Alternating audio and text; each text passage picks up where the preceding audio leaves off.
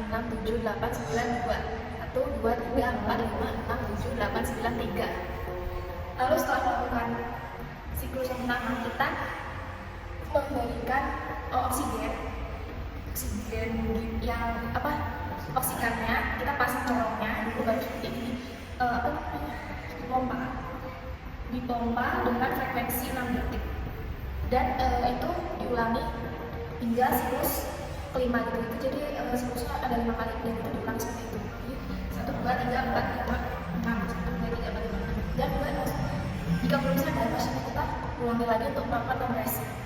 Lalu setelah melakukan proses dari LJP ini dan siklus itu ada 5 kali, jika di pertengahan siklus misalkan korbannya itu ada respon kayak seperti menggerakkan tangan atau kayak matanya gerak-gerak gitu, itu kita harus menghentikan LJP tersebut.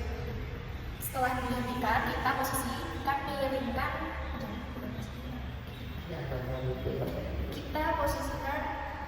korban dengan miring dan diusahakan tidak menekan jantung ya, itu agar membantu pernafasannya lancar ya, seperti ini posisikan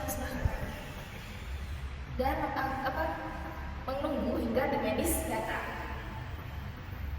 ketika tim medis setelah datang kita beritahu apa saja yang setelah kita lakukan pada korban tersebut. Terima kasih.